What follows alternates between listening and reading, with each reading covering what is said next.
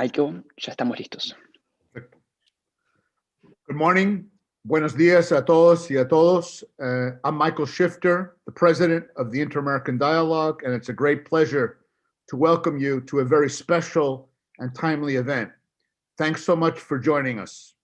Today, we are honored to feature a group of distinguished and highly respected leaders from Central America to share their perspectives on the Biden administration's proposed $4 billion regional strategy for the region. The administration will have to deal with myriad challenges in a troubled Latin America, but perhaps none is as compelling and of such great concern to President Biden himself as this issue. We recall then Vice President Biden's strong support for the Alliance for Prosperity initiative during the Obama administration. The Biden plan focuses on tackling the root causes driving migration from Northern Triangle countries, the main source of unauthorized migration to the United States. It marks a sharp departure from the Trump administration's approach. Unfortunately, many of the underlying problems, the economic, security, and governance causes of migration that President Biden became familiar with as vice president have only gotten worse. Countries already beset by natural disasters, violence, transnational criminal organizations, and poverty are now battling the severe health, economic, and social impacts of the COVID-19 pandemic. Moreover, corruption is rampant in these countries, which will make it difficult to effectively carry out such an ambitious plan. Many questions come to mind that we hope to tackle this morning. What are the prospects for Biden's plan? What obstacles does it face? Is the concept the right one? Are any adjustments warranted? For example, is the focus on the Northern Triangle countries appropriate? What can we learn from previous efforts? After all, there's a long experience in U.S. Central American cooperation.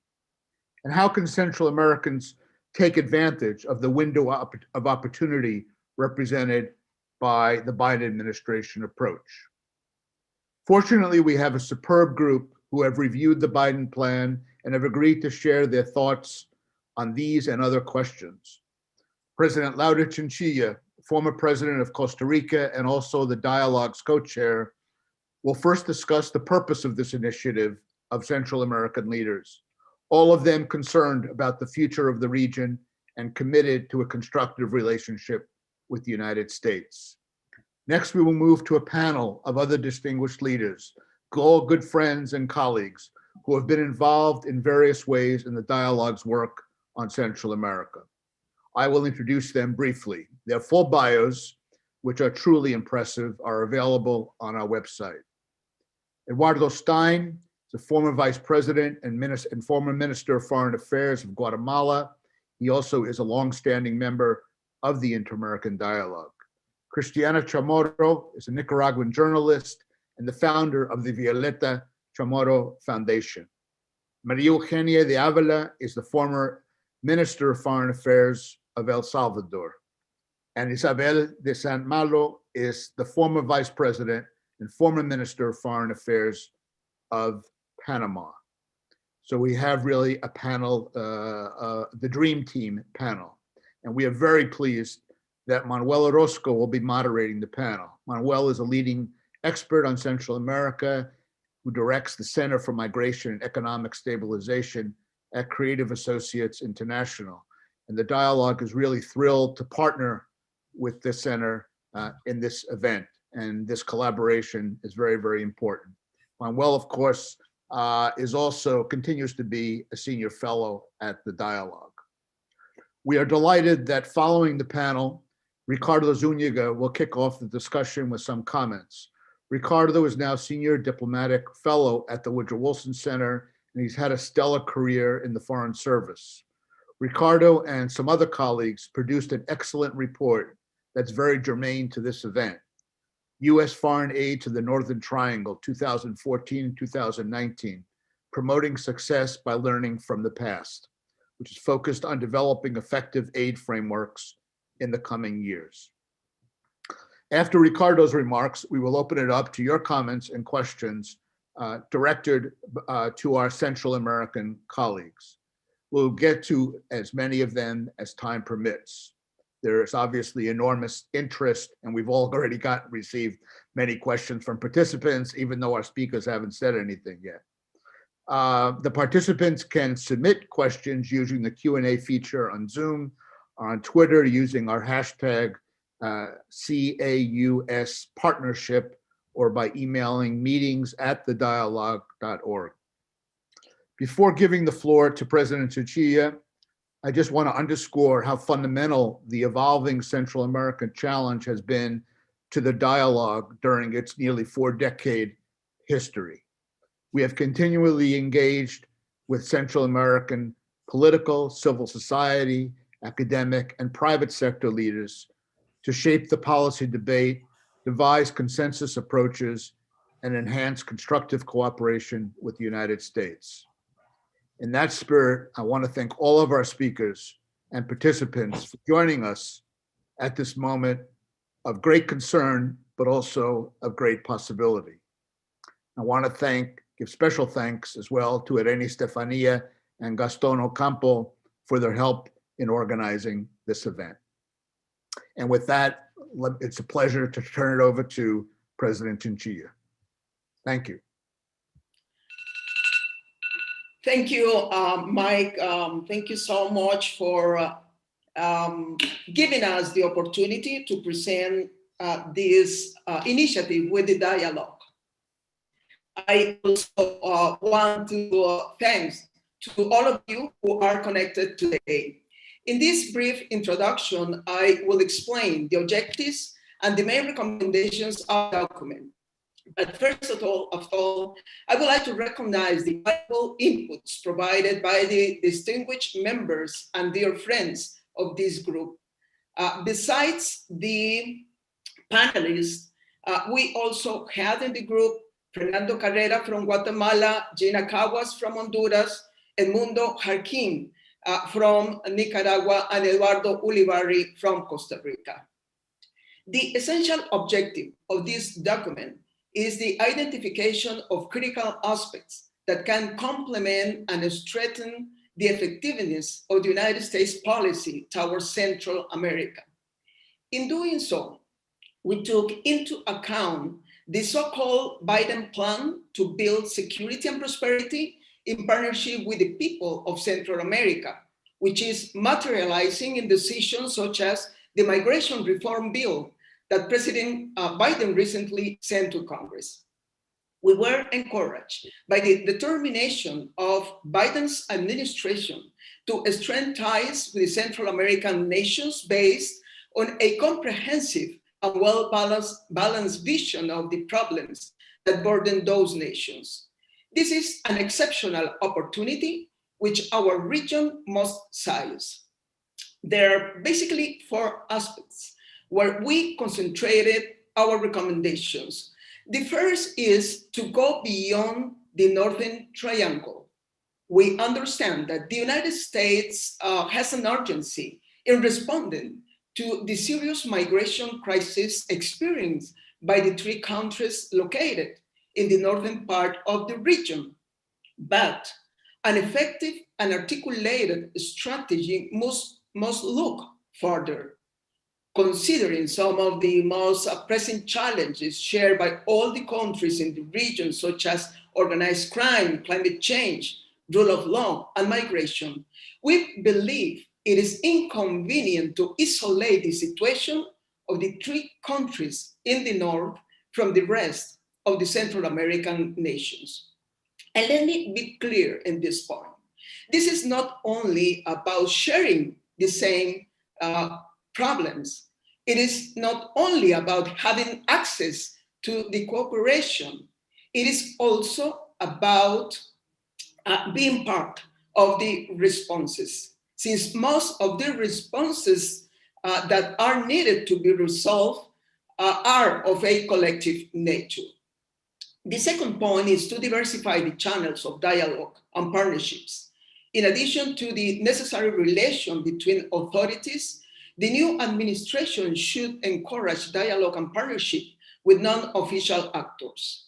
The region is experiencing severe difficulties regarding the dialogue and cooperation between governments. At the same time, those of the elites, some of the elites, have shown not enough commitment to the necessary policies to tackle corruption, protecting human rights, or enhancing democracy. The most dramatic case is the Nicaragua's dictatorial drift.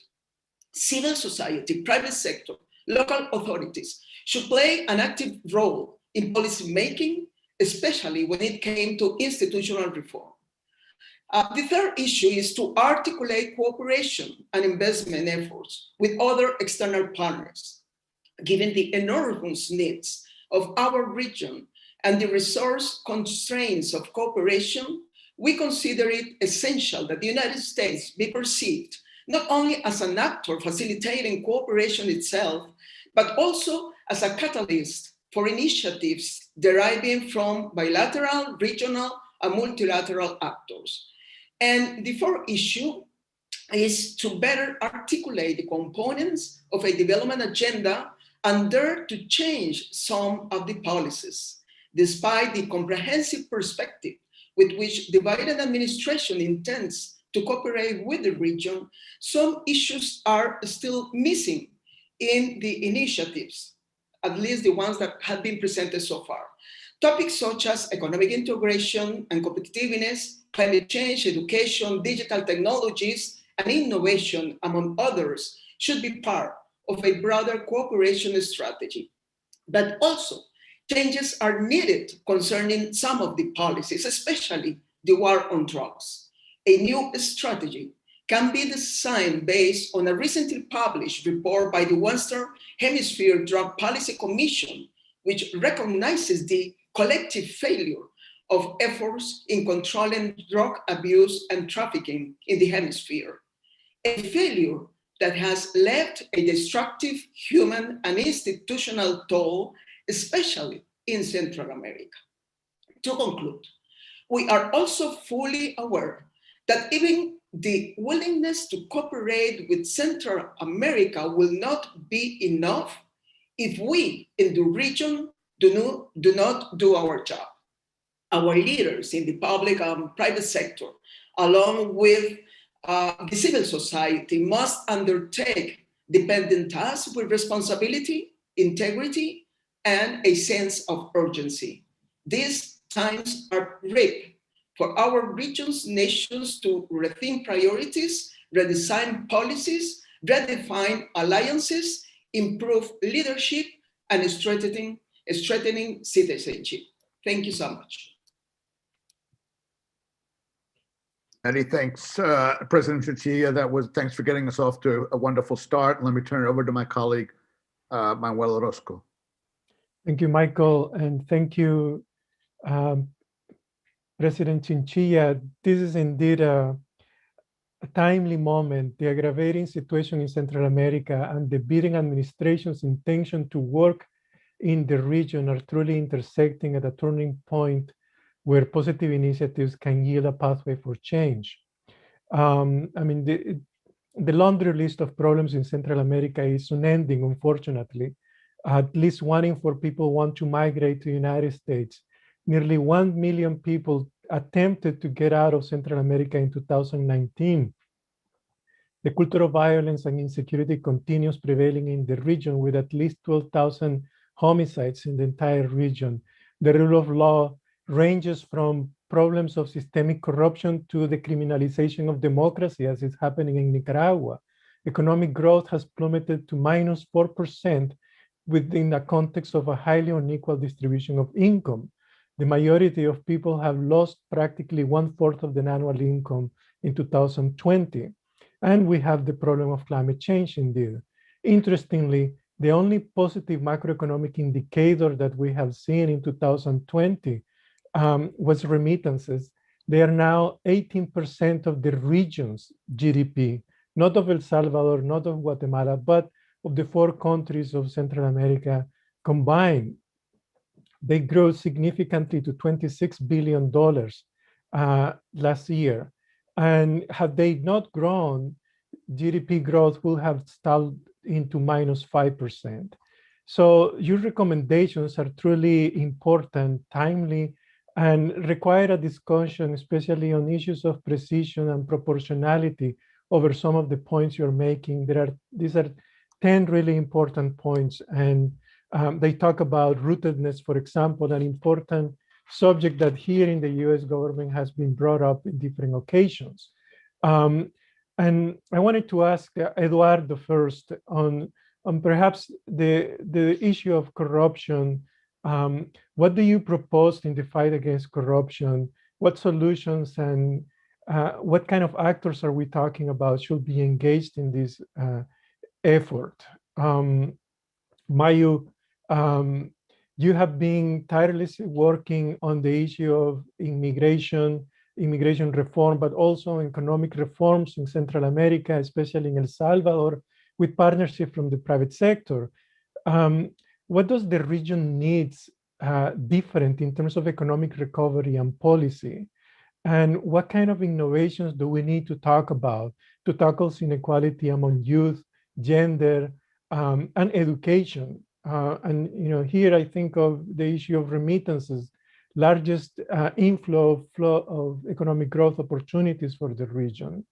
And Cristiana, obviously, this is an issue that is close to many of us. How are these recommendations that the group is proposing addressing the Nicaraguan situation? There is certainly what I call the criminalization of democracy. The entire legal framework of Nicaragua's system has been set up to basically criminalize the right of dissent, the right of expression, the right to political participation. So what is new in these recommendations, and what can the international community do to increase its cooperation and pressure to solve the political crisis in Nicaragua? And Isabel, Panama has been a major partner in a lot of issues relating to economic growth in Central America. It's one of the countries that has exhibited the largest growth in the past 10 years in the entire Western Hemisphere. And now we're dealing with a pandemic that has affected economic growth. Panama was largely affected by it quite dramatically. So what challenges is the COVID pandemic creating for the region? And what do you think is the best approach to deal with climate change and food security? So I'll leave you with these thoughts, with these questions, and please, let's talk about them as we move forward. Thank you very much. Eduardo.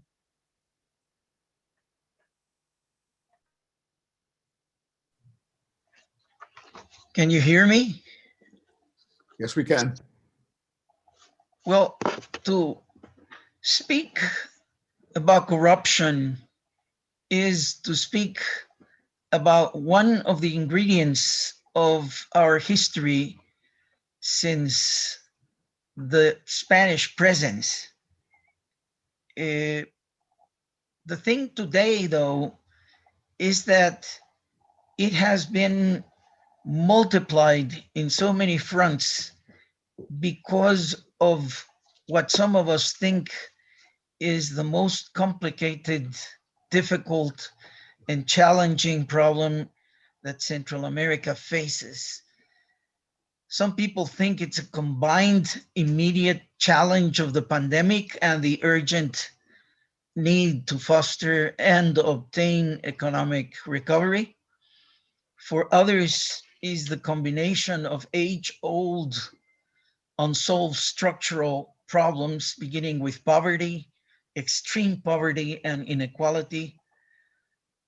But for many of us, the most difficult, complicated, and challenging problem that Central America faces, within which the whole agenda of the fight against corruption is also lodged, is the deep-rooted onslaught of transnational criminal organizations, which ironically and contradictorily have infected many, if not all, public institutions in varied degrees, and have done so precisely after the internal armed conflicts were ended and peace was achieved. We were not prepared for what has happened in the last few years in the region. For years, Central America was regarded as a corridor of illegality, mainly because of our geographical location and our weak and immature democracies. And it mostly referred to narco trafficking and contraband. Irregular migration was not originally linked to the cartels. But now the cartels have diversified their income generating activities beyond narcotics. And it mostly have ventured into other illegal and legitimate business, creating complex transborder networks that involve the quickly made illegal airstrips, control of the trafficking corridors, drugs, arms, people, contraband, and the various mechanisms for money laundering. So they need the helping hand of local authorities, of some authorities at the central government, customs officials, of course, security forces, and really the court system. So the concept of a corridor today falls short of what is really happening in the region. Central American Isthmus has become a gigantic service station for all the multiple activities of organized crime. And they have infected public institutions in many ways, so much so as to be able in several countries to control the legislative agendas, to be able to influence in decisive ways what the executive branch of government does, and of course, our judicial system. So we need to do our job as Central Americans and take advantage of this opportunity of sharing a common goal with the United States as stated in the Biden plan, because the US has placed an indispensable emphasis in strengthening the rule of law in our institutions in the justice system. But governments are not going to cut it alone. It is indispensable that Central American populations and societal organizations, no matter how diverse they are, can join together in defending our democratic institutions, beginning with the independence and neutrality of our justice system, which is what other undemocratic experiences have exhibited in Latin America, where authoritarianism has tried to control, and organize ourselves as best as we can to contribute to an effective and constant social auditing of governmental performance, to strengthen accountability and transparency. That's the only way to start uprooting all of these maladies that infect public institutions, and of course, in the fight against corruption. Thank you. Thank you very much. Mayu? Yes, thank you, Manuel, and good morning to all. An honor to share this panel with dear friends. I start my response proposing what we suggest is needed in Central America to accelerate the economic recovery of our region. Identifying critical economic aspects can strengthen a new U.S. policy towards the region. In the short term, Central America needs to transition towards normalcy as the coronavirus pandemic ends, so we can concentrate on economic recovery, as this crisis has curbed aggregate demand, mostly in the service sector and especially in international tourism. This transition can be accelerated with an aggressive vaccination program in which international cooperation can play a big role. Deepening intra-regional trade is vital, improving and diversifying product movement amongst us in Central America. One of the main problems from Central America's joint action stems from the dysfunctional nature of some institutions in charge of its economic integration agenda. And although interregional trade represents a substantial portion, in some cases, a third or more of the total trade every country maintains with the rest of the world, regional institutions have not lived up to expectations. And that is why we want to encourage their reform to deepen economic and trade integration, triggering regional development through greater interconnectivity, for example, in energy, in digital, roads, ports, and tourism infrastructure. In the short and medium term, extra-regional export promotion and attracting foreign direct investment is important. And to reach out to potential investors, you must have a clear message and a solid offer. And Central America has been successful with CAFTA-DR, the European Union Association Agreement, and other free trade agreements which provide clarity in the rule of law and specific environmental and labor matters that guarantee investors a strong framework. There is also an opportunity for trade diversion caused by the China-US trade war, which encourages US companies to seek to improve their supply chains value through nearshoring. So to capture this opportunity, Central America must strengthen aftercare offices and government institutions so that first companies that are already in the region increase their investment. But we must also increase our own domestic investment capacity through support from specialized offices and loans to the private sector from the likes of IDB's BidInvest, BidLab, the World Bank's IFC, US Development Finance Corporation, DEC Germany, FinDem Canada, among others, and promoting public-private partnerships. Investment projects can be geared ideally, but not limited to, rural areas and intermediate cities.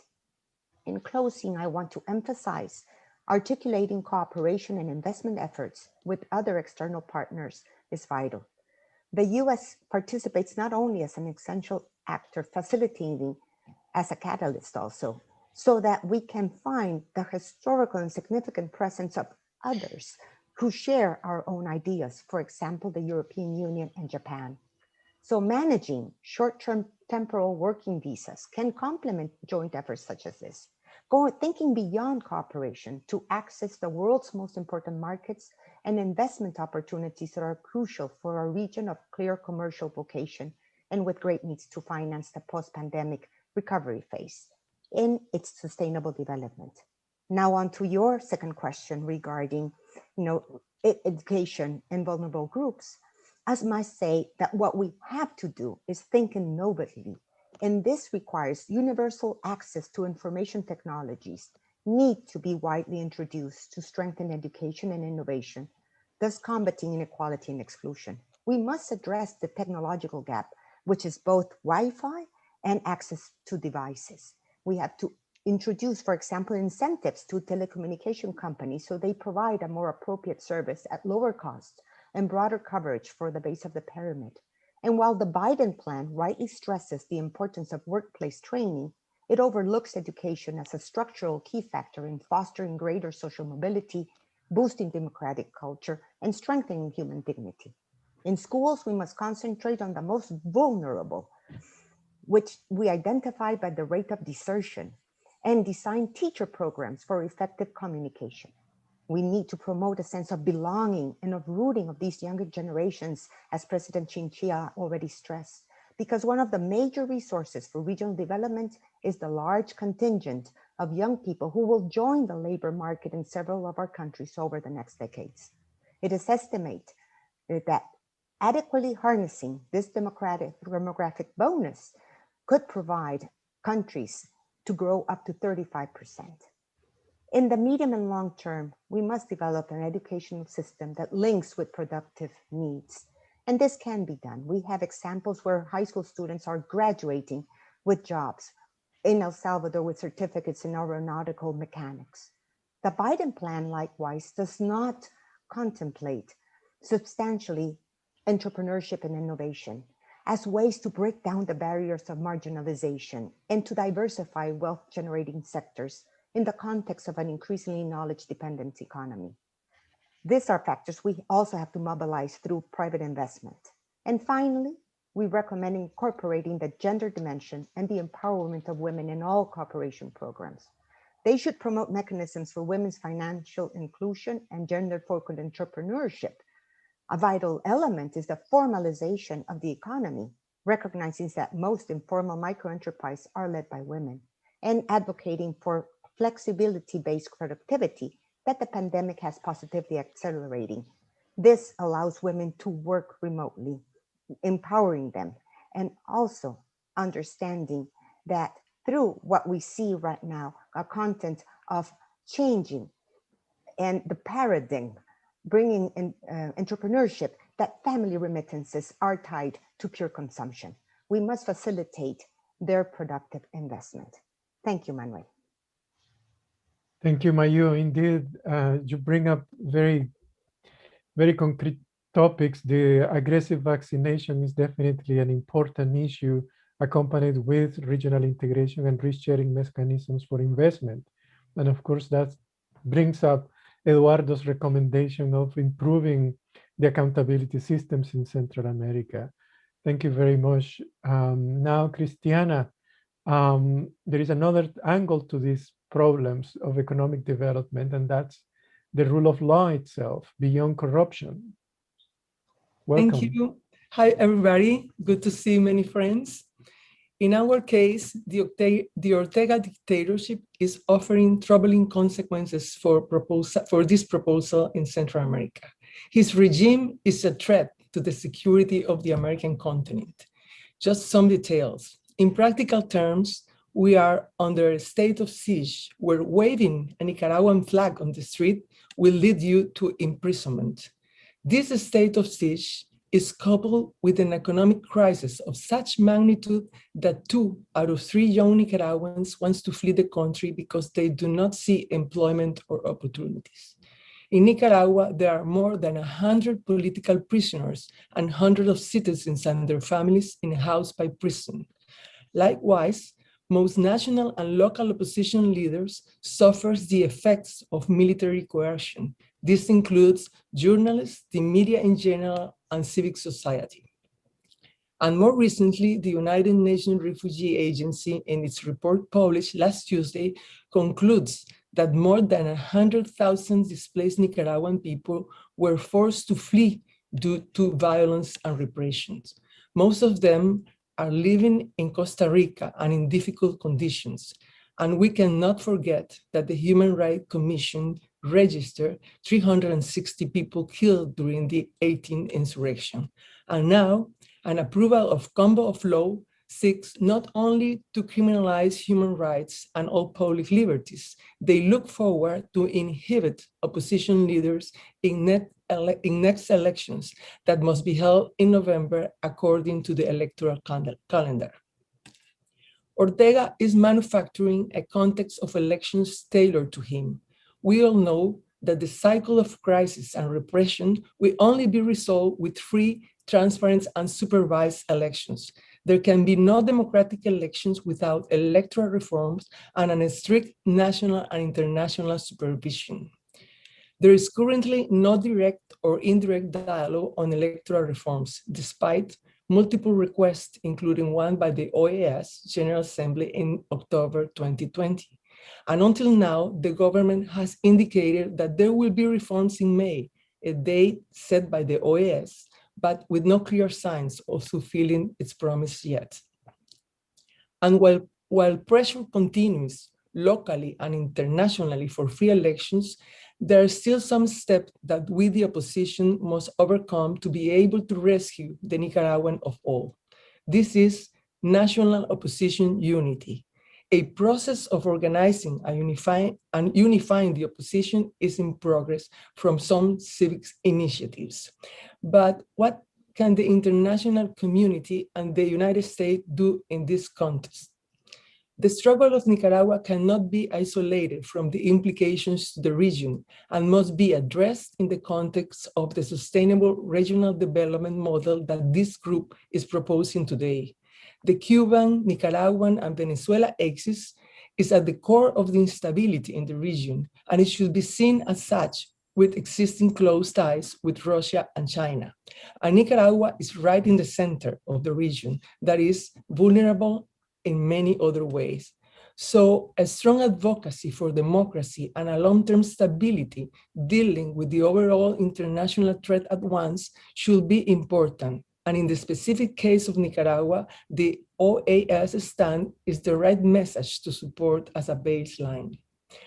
And as I said, the first red line that should be established is to prevent inhibitions to the opposition's leaders of political organizations.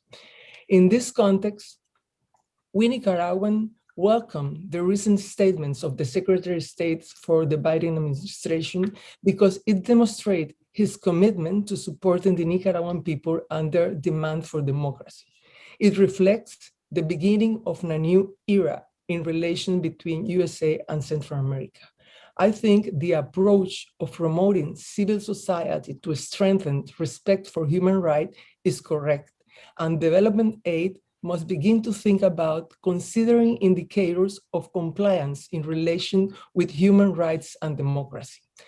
And it is also good news we heard that the new administration will accompany individual sanctions with other strategies, perhaps a little more realistic, that they recognize the relative weight of the actors to reach a true democratic opening. And on top of that, a more geostrategic approach could be built as it was done in the past for spheres of influences.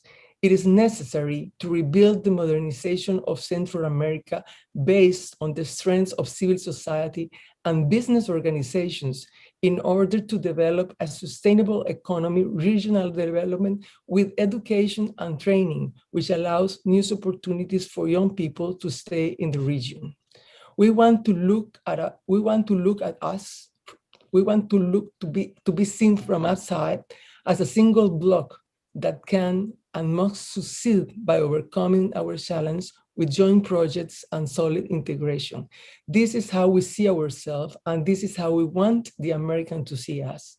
But without forgetting that Nicaragua is in the center of Central America, and that the Nicaraguan people are betting on their freedom or having work opportunities and a dignified country with freedom and democracy forever soon. Thank you. Thank you, Cristiana. Indeed, international advocacy for democracy in Nicaragua is a central element that will definitely be pivotal as to the extent to which the international community will recognize elections in Nicaragua. So this is a really important recommendation. Just to add to one point that you mentioned with regards to the number of Nicaraguans living. Only in 2019, 14,000 Nicaraguans were apprehended at the US border, an increase from the year before that was only 3,000. 4,000 of those 14,000 people apply for asylum, escaping political repression. So it's a systematic issue. Panama is also hosting thousands of Nicaraguans, over 40,000 Nicaraguans in Panama. And with that, I'm going to switch to Isabel. The subject that Mayu talked about, sustainable development, involves issues relating to climate change, to food security. So how does your recommendations touch into these particular issues? And anything else you want to add to this, especially for a rich country like Panama in particular? Thank you. Thank you so much, Manuel, for that question, and my regards to Michael Shifter, President Chinchilla, and the rest of the panelists, all dear friends, and to the audience. Thank you for tuning in. I think this question that you pose, Manuel, on the pandemic is very relevant. Our paper focuses on Central America and the United States, rebuilding a fruitful neighboring partnership. As it has been mentioned already, President Biden, as Vice President, worked extensively in the region. So he knows the region and the importance of the United States partnership with Central America. That is something that we value. He championed, as it has been mentioned in 2016, the plan for the alliance. Now, COVID-19 presents renewed challenges, presents renewed risks to the ones that have already been referred to and that we know all too well. The pandemic uncovered pre-existing weaknesses, inequality, poverty, ineffective and insufficient public services and limited social protection that made it very, very hard for our populations to face this new reality. But the pandemic also revealed pre-existing weaknesses in terms of governance, and several of those have already been referred to. Weak institutions, lack of capacity, very weak states. The issues of migration, of security, can be and will be exacerbated unless we address those priorities defined in our 10 recommendations and our paper. The enormous challenges of managing health, for example, and now we have the challenge of vaccines and covering our populations, the challenges of economic and social issues. How many children do we have out of school that are risking being left out altogether? They're not going to be able to immediately go back when and if schools open this year. So those situations pose additional challenges to what was already there. Job creation. The rebuilding effort that Central America needs to face now needs to place us with the objective of moving beyond what we had pre-COVID. This can only be done, as it has been said, in partnership with allies, in partnership with friends. The United States is a partner to Central America, and if we are able, within the Isthmus and with other countries that are partners to us, address these issues, that's the only way of moving forward. With alliances, with our partners, with alliances within the Central American Isthmus, and with alliances within our countries ourselves. We need to incorporate the private sector, the political parties, civil society, and build a new social contract that will allow us to face the challenges that were there before and that, as I have mentioned, have been exacerbated with COVID-19. There must be a route for economic development. Mayu has referred to several issues in this front to generate opportunities, or else the issues of migration, the issues of security, which deeply affect Central America, but also affect Central America as a partner to the United States, will be exacerbated. This recovery strategy must put people at the center, must put sustainability at the center in order to be long-term and in order to overcome not only COVID-19, but the issues that have been referred to in our paper in these 10 recommendations.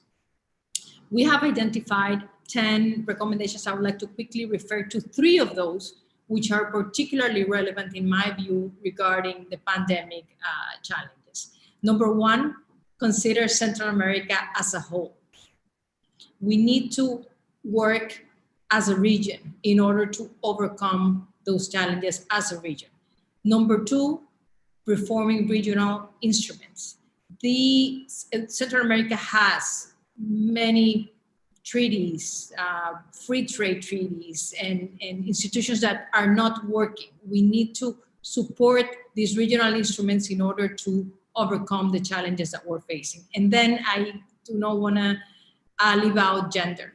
Unless we incorporate that 50%, a little over 50% of the population, which are women, in these recuperation efforts, it will just take us a lot longer. So financial inclusion, making resources available to women. And on a last reflection, these comments that we've worked on and the importance of a new partnership between the United States and Central America in order to together overcome the challenges, it's not about additional resources. Yes, it is about additional resources. Resources are needed, but it's about partnership. It's about alliance. It's about working together towards a common objective, a common agenda, improving the states of Central America as the best tool of addressing the challenges that we face and share with the United States. Thank you, Manuel. Thank you very much, Isabel. Of course, financial inclusion is music to my ears. It's an issue that we think is pivotal to increase prosperity in the region. But you bring back precisely President Chinchilla's point of regional cooperation and resorting to the existing agreements that the region had committed to, so that we don't simply pay lip service, or as we say in Spanish, avoid que el papel aguante todo. And so with all that, I think that we have a very good framework for a discussion and for comments that our colleague Zuniga will talk about. Michael, thank you very much. Thank you very much, Manuel. That was really excellent, and we've gotten a lot of questions, so we're going to follow up on all these very important issues that have been raised by our distinguished panelists. We did get, before turning to Ricardo, I want to remind everybody that Ricardo is actually Honduran. We've gotten a few comments that there's no Honduran representation. Of course, as President Chinchilla mentioned, Hondurans have participated in this group, and I think the recommendations reflect the perspective and views of a participant from Honduras. But we're fortunate that Ricardo, apart from being an expert, a leading authority on all the issues that have been discussed, is also of an Honduran background and obviously cares deeply about his country. So with that, let me turn it over to Ricardo for some comments. Thank you. Thank you very much. And that's absolutely the case. I would say Gina Cawas, I know, was one of the people who worked on this report, and she is a brilliant Honduran, and I'm very proud to know her, and very glad to see her having been a member of this very distinguished group. So thank you, President Chamorro. Thank you. Excuse me. Not yet. Not yet. Not yet. That's right. Yeah. Just hold on. That's right. That's right. I'm sorry. This is what happens when you see a screen like this. Thank you, President Chinchilla. There, I'm getting it right, and I should have. It's the dream team effect. That's right. It really is. One thing I'm definitely realizing here is that I could have saved a lot of work on this report that we produced by simply talking to this group and spending a few minutes here, because so much of what you raise is exactly what was covered in this report. And perhaps I should start with a couple of very broad comments. Number one is that President Biden is someone who is famously plain-spoken. He likes to, he's very dismissive of putting things in bureaucratic language and wants to get to the point. And I think you will see that and have seen that in the way that this administration has spoken about the conditions in Central America, which were discussed here. Number one, I would say that almost without exception, conditions, unfortunately, in the region have gotten worse since 2014. And particularly in the area of governance.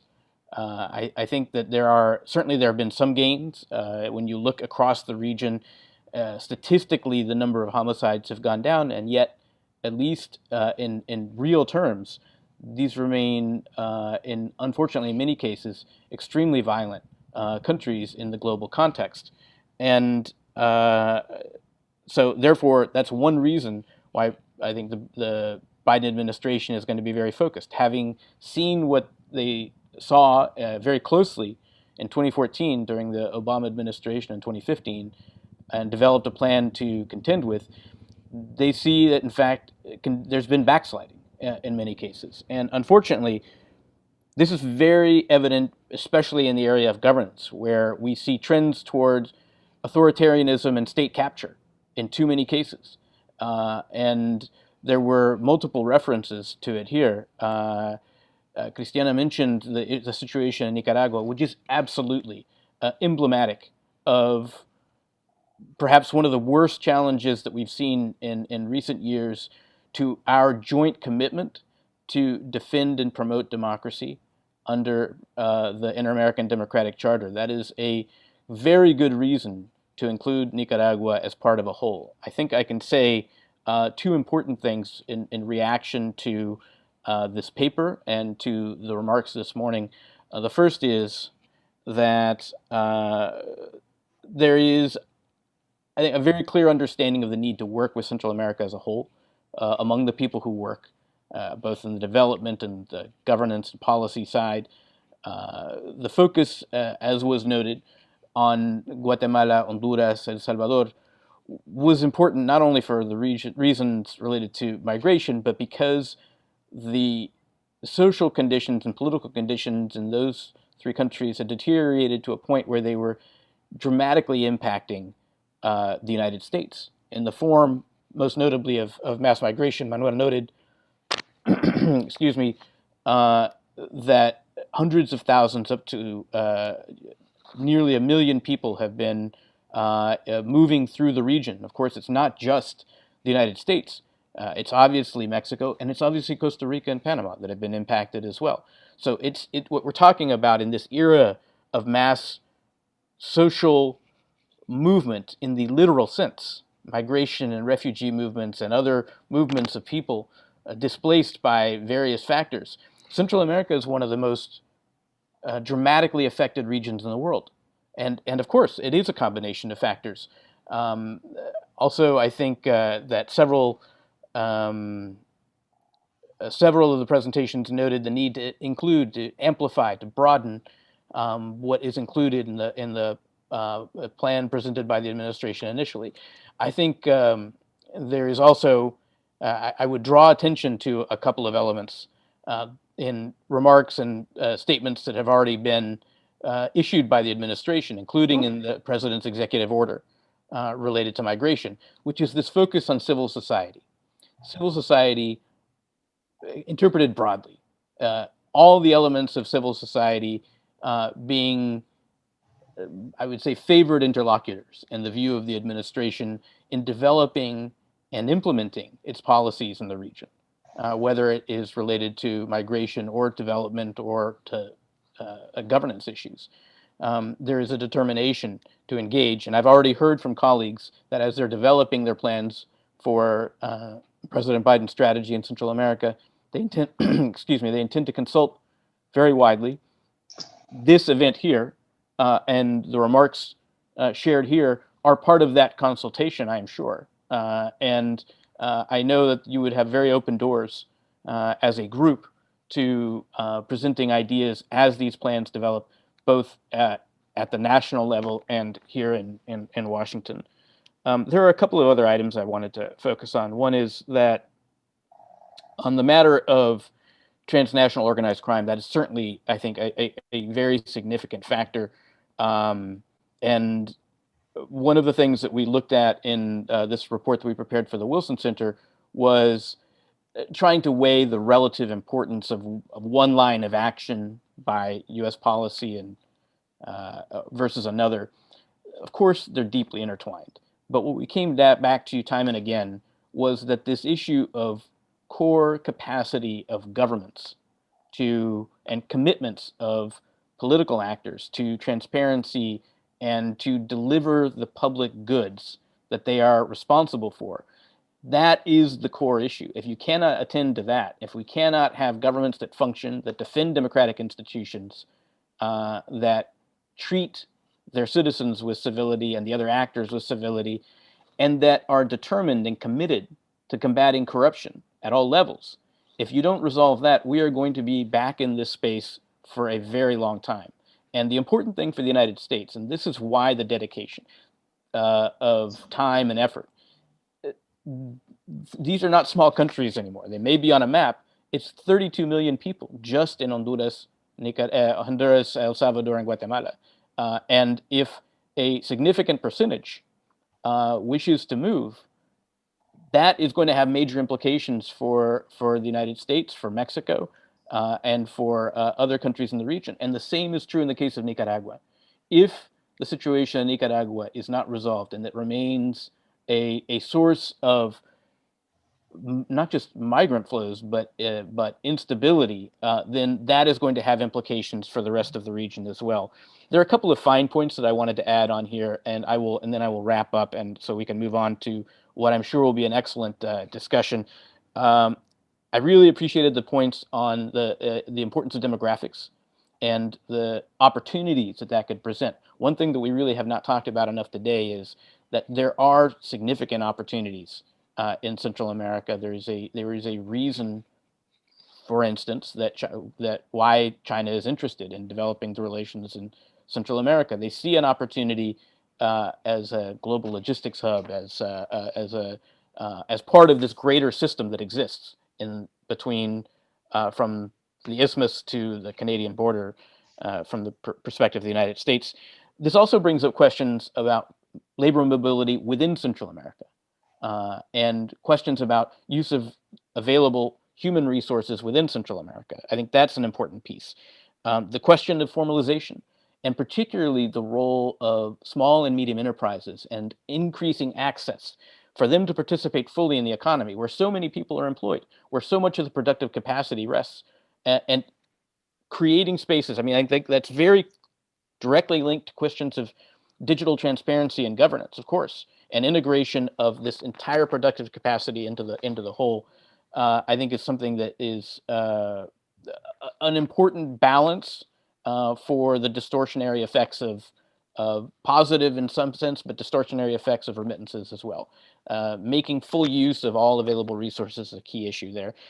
The gender focus, I think, is absolutely crucial. One element that struck me time and again as we were looking at the security and social issues related to Central America was how often we came back to femicide as a source, as an original source for so much that is broken in societies in Central America, with two countries in Honduras and El Salvador that are among the highest countries in terms of the rates of femicide. We've seen in Guatemala, we've seen in Mexico, we've seen throughout the region how important this is at all levels. So let me just finalize with a couple of elements, and we can move on. As I said, governance for the United States is seen as broadly interpreted,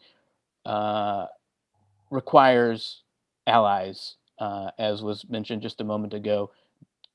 Reinforcing governance requires allies. And part of, I think, what the Biden team is trying to assess by focusing on civil society, by focusing on working with the private sector, by focusing on working with the most, with very prepared public sector employees who want to contribute. That's the only way this is going to work. The United States, we understand, we are a large and powerful country. We have, like, as was said here, we have very limited capacity to fundamentally change structural problems that have existed back to the Spanish colonial era. It will not happen unless we cast a wide net in terms of working with a wide set of actors in Central America, in each of the countries, and enabling that set of alliances to make real progress. I will say that as we focused on governance as the core issue to be attended by the United States through our development aid, the other element, and this is my absolute closing one, is that we identified also that there is not a lack of will or capacity in Central America. It exists. It needs to be supported. The people who are fighting for democratic principles, for democratic institutions, for access by citizens to their rights and to their resources, there are people who want to promote that. There are people who have the skill to do that. We've seen that in anti-impunity missions. We've seen that in efforts by civil society to address human rights concerns. Our role in the international community is to support those elements, to enable them, not substitute for them. And I think that there is ample opportunity to do that in the coming years. Thank you. That was great. Thank you. Thank you so much, Ricardo. Really, really terrific and thought-provoking, very, very helpful comments. Really appreciate it. Well, we've gotten a lot of questions from our participants. And what I'm going to do is just simply, I can't get to all of them, but I will pose some of them and then return to our panelists for for any responses they might have. The first one, I think, is probably directed more to Eduardo Stein, but anybody else is welcome to comment regarding the corruption issue. And it's posed by Christina Mani. And she asks, are there prospects for a region-wide anti-corruption institution?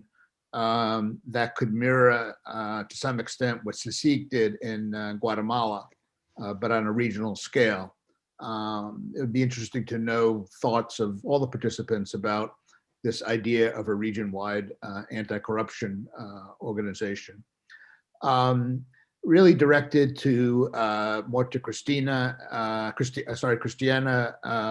again on Nicaragua. There are a lot of questions on Nicaragua, but if you could perhaps be a little bit more specific on how the Biden-Harris administration can pressure the Ortega-Murillo government to meet the conditions that were made by the OAS so that the Nicaragua can hold the elections, democratic elections in November of this year, and what exactly, just more specifically, do you think would be most effective that the U.S. administration can do to bring about to bring about those conditions? There are other questions on Nicaragua, again, about being left behind in the focus on Central America, but I think those have been amply covered. Keith Mines of the USIP asked that question. I want to ask a question, perhaps the President Chinchilla could take on in her, and just take in her closing comments. There are a few questions here that go back to the Escapulis agreements of the 1980s and the Contador Group. And mention that that the international community has been very strong condemning the Ortega regime, but what could it take for the international community, including the Biden administration, to reactivate a coordinated and coherent effort on Nicaragua? There's another question on the role of the international financial institutions that I don't think have been adequately covered, and maybe Mayu can address this on in this context, the role of the World Bank, the IMF, the IDB, and the like, and also the Development Finance Corporation of the United States. Another question I'd like people to address, if they could, is the role of indigenous organizations and Afro-descendants in the Central American region in terms of redressing longstanding inequalities. What would be a good focus for the Biden plan in terms of dealing with these issues of racial, ethnic exclusion and this discrimination? There's a question that perhaps Mayu, if she would like, could answer specifically on El Salvador, which I think many people ask, which is about the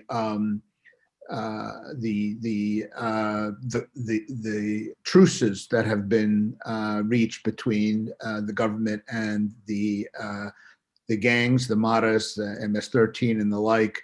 And the U.S. has been consistently opposed to those accords. Do you think, and yet, that they have, there is some evidence that they've succeeded in bringing down levels of homicides. Do you think that the Biden administration should change the position of the U.S. government regarding those truces and agreements between the government and the the gangs in El Salvador? And the other question that I want to just throw out there for your comments are on the education systems. Oscar Valdez talks about that the Biden plan doesn't really consider education as a key factor in fostering greater mobility, boosting democratic culture, and strengthening human dignity. Yet he asked the public, this is what you include in your document, yet the public education system in Northern Triangle are dismal and riddled with cronyism. How do you think these systems can be effectively reformed? So that's on that. And then let me just put, I know I don't want to throw too many questions at you, but I want to just get you thinking about some of these things. I think they're very thoughtful questions. And And again, on Honduras, we ask that that this is by Guillermo Eduardo Luis. I think the Biden administration has a plan for the former Alianza sobre el Progreso at a near future for this region only. How do you begin to give incentives for Americans, enterprises to invest more in Central America? Another person asked about the perceptions in Central America about the role, and Christiana alluded to this a little bit, the role of China in the region and also Russia in the region. What is the view of this group about the role of those actors, whether they're being constructive, helpful, or not too much? I think that's about it. There was another one on the economic issue on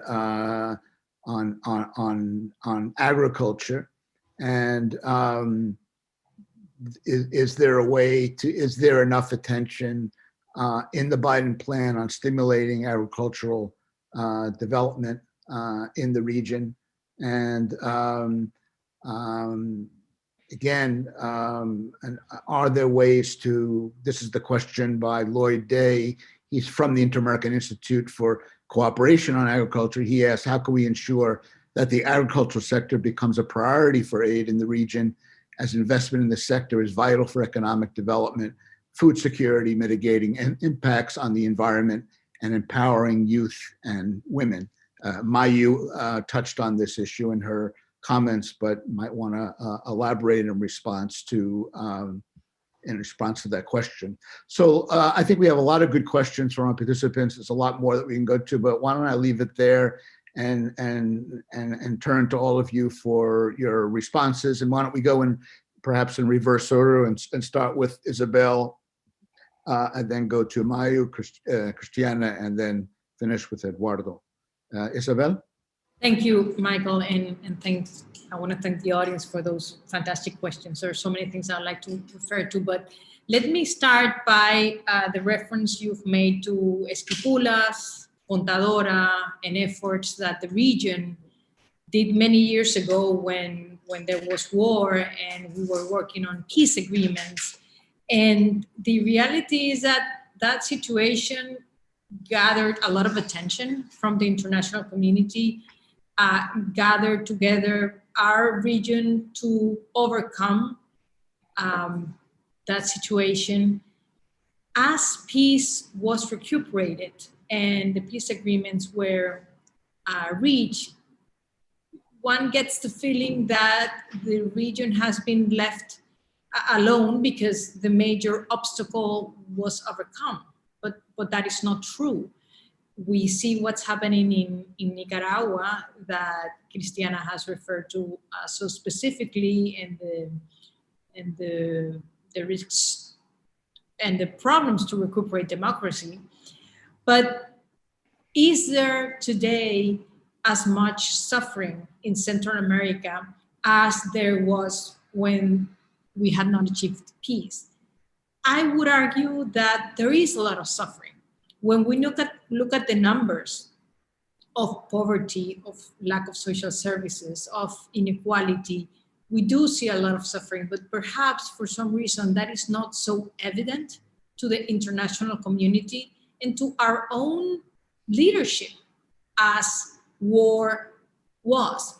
So a partnership with the United States and with other allies could, as President Chinchilla mentioned at the beginning, could be a catalyst, could be a force to overcome this reality that has our populations suffering very harshly. We overcame civil war, but we need to overcome poverty and inequality today if we want to address what concerns the United States most, migration, security. We are not going to solve the issues of migration, the issues of security, unless we provide opportunities to our people, unless we address, and you've mentioned, and I'm glad you mentioned that, exclusion of indigenous groups, exclusion of Afro-descendants, exclusion of women, exclusion of youth. Unless we address these development issues, we're not going to be able to solve what seems to be the biggest problem in the United States terms. The biggest problem seems to be, what do we do about migration? What do we do about security, drug trafficking? They're all interlinked. So on closing, I'll just like to make a call to understand that unless we alleviate suffering for our populations, we are not going to be able to address these other problems. And the solution is not on the United States, it's on us. We need to work towards it.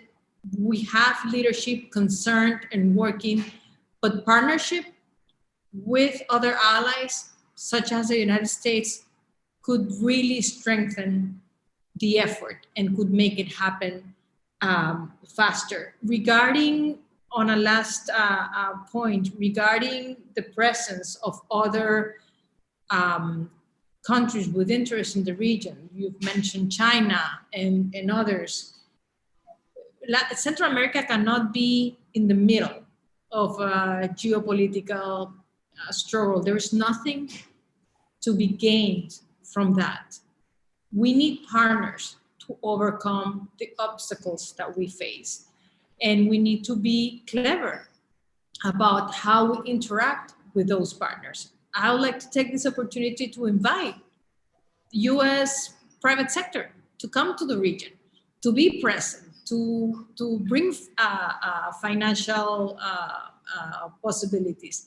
It's on the collective action and the collective effort that we will see better days for our region.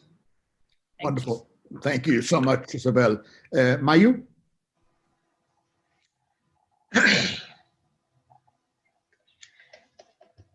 I'm Your sorry. mic. Yes, I was unmuting. Yes, thank you so much. I'll try to get the 3 questions you threw at me, and I'm delighted and so glad that the response from the audience has been in accompanying our thinking and pushing us on to continue what next steps will come about. In regards to the international finance corporations, which are not only multilateral, but we also have regional, which are very important, as the IDB and also the Central American Investment Bank. We see them as allies that can push our economic growth, that can bring in innovation, and that can benefit much in regards to our own challenges in climate mitigation. And with this, I would like to put the example of Guatemala, where El Buró, which is an agency for financial services for AG exports, which has a lot to do with the question in regards also to agriculture, where we can see the sectors where they are investing with technology, where they are increasing, for example, what is riego, which is all the a more digitalized way of bringing in about the development of agricultural sector. Also, what you see in regards to accompanying what we need the most, which is in Central America, is this connectivity that I was talking about. And there we have clear examples of the role of regional multilateral financial institutions accompanying the private sector, which has championed this integration. For example, in the customs offices, with government support, if they step in and take the leadership, we can change the notoriously slow pace that they have had digitalizing customs offices and integrating them into a systems platform. And we can also have, for instance, the implementation of US-Mexico Fast Card program, for example, that has a list of known shippers. So you receive digital cargo documents ahead of time. And all of this brings so many benefits to speed up and the effectiveness and effectivity Also, for example, centralizing sanitary licenses and trademark registrations. So there's a lot of detail that you can do that would definitely support this type of benefits that the international finance institutions can bring. And there I would also bring in academia. INCAE and Zamorano are at this moment launching the very first masters in agricultural technology, which is a complete modern view of looking at how you can invest and how you can develop the agricultural sector, so vital for food security and mitigating the climate impacts that we are seeing. And in regards to the truths, I am not an expert, but let me speak from the bottom of my heart as a Salvadoran. We need to include everyone. We need to have a capacity of integrating every single Salvadoran who lives in our territory and outside also our country. And I am opposed, though, and I agree with the US position in not backing truths which are not transparent, which have not shown a clear path of where we're including the preventive part and also a respect for the rule of law for those who have broken the law. So I would really wish that as we move on, that there is a more transparent way, a more clear road for integration, respecting the rule of law, but mostly in dignifying the human aspects through prevention and also through integration. Thank you. Great. Thank you, Mayo. That was great.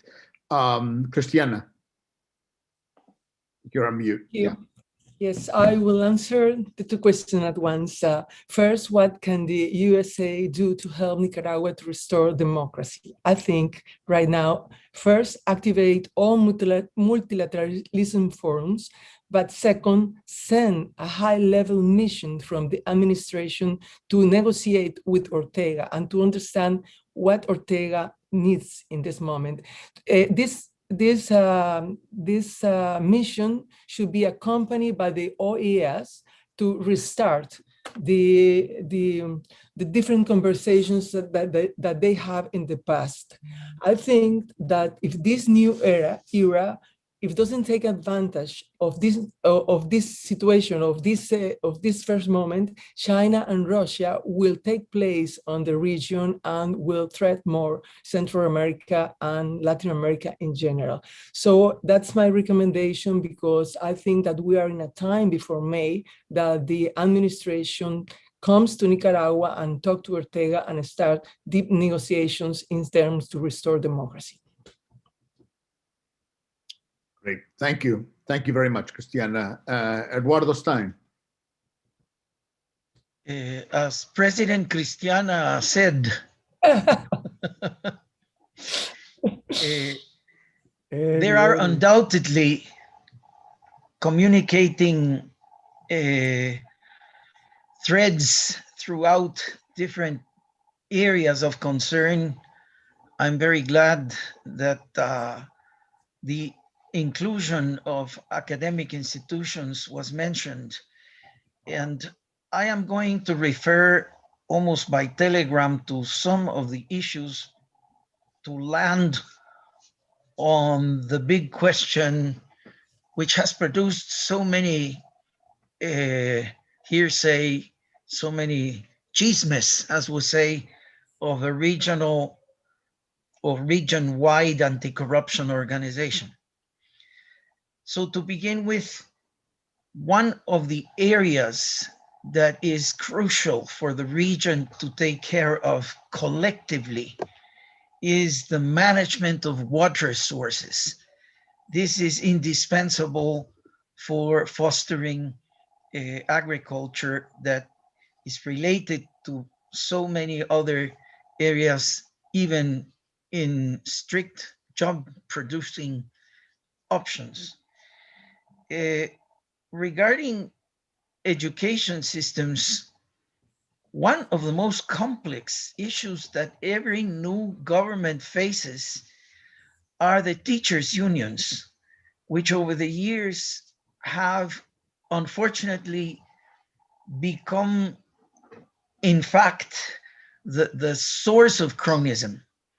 And unless there is a revamping of those systems, but also a retraining of educational human resources.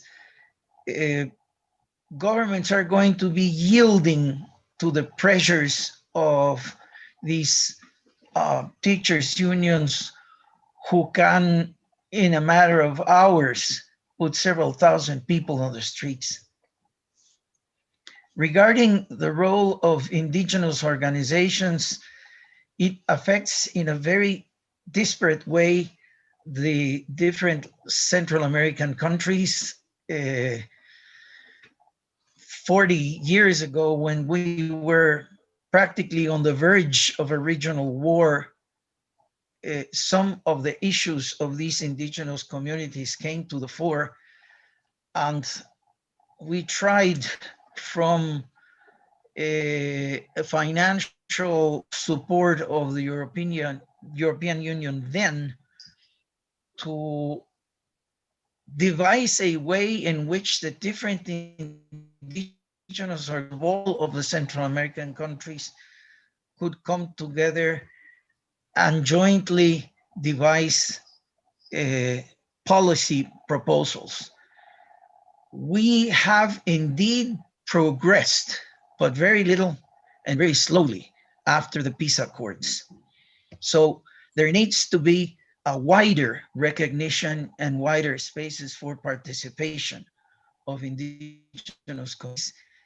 As I said, insist on that, the numbers are crucial in each and every one of the countries. Regarding the question of how to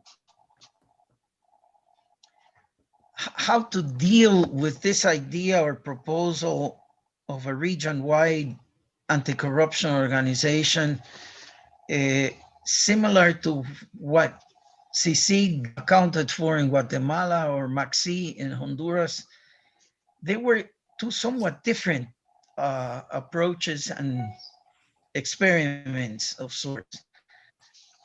But part of the problem of the insufficiencies or weaknesses that regional institutions are so often accused of is because the Central American presidents don't get along. And unless they have a decisive support at a political level, the way in which they can develop their own agendas is going to always be hampered by local intrigue. When I spoke about the problem of corruption linked to organized region, that is a classic example of how a transborder way of organizing regionally the criminal organizations are always in a considerable advantage over governments. I recall in one of the president's meetings a few decades ago, we were not able in Guatemala and Salvador, if there was a band of criminals moving from one country to another, the police force from El Salvador could not, in a hot pursuit, persecute that criminal band in Guatemalan territory. They were violating the law. So the presidents themselves agreed, and they signed an ad hoc document that police forces could make inroads. I can't recall if it was 10 or 12 kilometers inside the other countries' territories in hot pursuit. It was immediately objected in both congressional structures. So we need indeed a regional way of dealing with this type of problems, but maybe an institution that is as autonomous as CICIG was in Guatemala, with all the power to investigate criminal cases without the hampering of local forces will never be possible in today's Central America because of the security forces that we have in each and every one of the countries, which distrust the neighboring security forces. Yet, there are mechanisms of support that through very agile information services could help the ministerios públicos to do their job in a stronger way, and from a regional perspective that could very well work. But an independent organization, independent from the governments, I don't think it's going to work.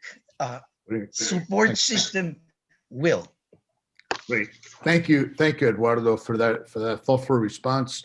I'd like to now turn it over to President Chinchilla for some closing comments. I do want to just put one additional question that just came in on the table, if you want to respond or not, but I think it's interesting to think about. It's from Patrick Duddy, the former U.S. ambassador to Venezuela. He asks, what does the group see as the role of Mexico in addressing these issues? Is it reasonable to expect Mexico to be a partner to Central America?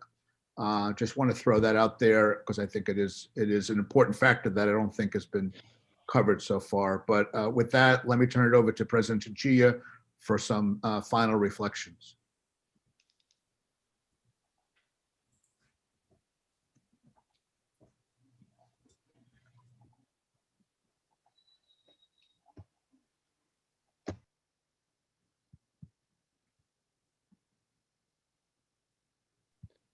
I think you're on mute. You're on mute. You're on mute. I'm so sorry. Yes. Let me see. I thought you were controlling that part. No, sorry. No, it's okay. No, I just was saying that thank you once again, Mike. It has been a wonderful time to share all of this reflection. We also thanks all the panelists who made part of this important activity. And of course, the audience, because thanks to the questions, we were able to cover many other issues. And Ricardo, it was perhaps premonition that let you say President Chamorro, that we certainly welcome any democratic leader in that country. Well, I will say that in order just to close this session, I would like just to underline very briefly some of the agreements and some of the ideas that I think are well positioned from this discussion.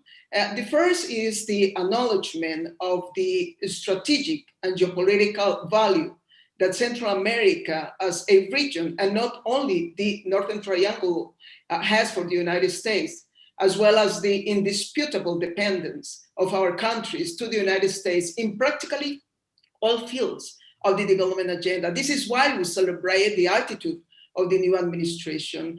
The second is the seriousness of the situation the region is experiencing economically, socially, environmentally, and institutionally. We do not exaggerate when we say that it could become as serious and explosive as the situation the region went through during the years of civil wars. Concerning one of the questions made by the audience, and in addition to what Isabel said, the key of the Skipula's agreements was that the crisis in some of the countries was understood as a destabilization force for the rest of the region. At that time, we decided to act collectively and leverage our importance in the international scenario. This is what we have to do now in order to get the attention and the cooperation from the international community. And of course, Mexico is a very fundamental actor in all the discussion we are having. We will also like a more active foreign policy from Mexico, along with Central America and the United States in this important stage we are entering. And a final word to say that despite the bleak perspective we also conclude that there are factors giving us hope that something can change for better, and the panelists mentioned some of them. But one of those factors is precisely a new administration in the United States with a deep understanding of our countries, a comprehensive view of the issues, and most importantly, a determination to act. For these efforts to be successful, Central America must accept their own responsibilities, act collectively, and with a great sense of urgency in taking a step forward. So again, we hope the region can seize this exceptional opportunity. Thank you so much. Perfect. Thank you very much, President Chinchilla. And I want to thank you and also the extraordinary panelists who made such thoughtful contributions to the discussion. Eduardo, Cristiana, Isabel, Mayu, really excellent. And I want to thank Ricardo Zuniga for his superb, insightful comments. And of course, our friend and colleague, Manuel Orozco, for the partnership with his new center and also for his excellent moderation of the panel. And the dialogue will continue to be engaged, involved in a constructive way, trying to take advantage and working with our Central American friends and leaders. This group is really outstanding, and I know there's a lot more work to be done, but I think this was an extremely fruitful and rich discussion, a lot of issues on the table, and a lot of, I think, very constructive ideas that hope will help shape the plan and the policy and the activities moving forward at this, as President Chinchilla said, it's a very critical moment, but also a moment of some hope and possibilities. So thanks to all for the confianza and the collaboration, and we'll be continuing to be in touch. Thanks to all of our participants for their good questions. I'm sorry I couldn't get to all of them, but I think they were really excellent and helped enrich the discussion and elevate the discussion a great deal. Thanks to everybody, and most importantly, please stay well and take good care of yourselves. That's most important. We need everybody to be involved. So just take good care, everybody. And thanks again. Take care. Bye-bye. Care. Thank you. Thank you.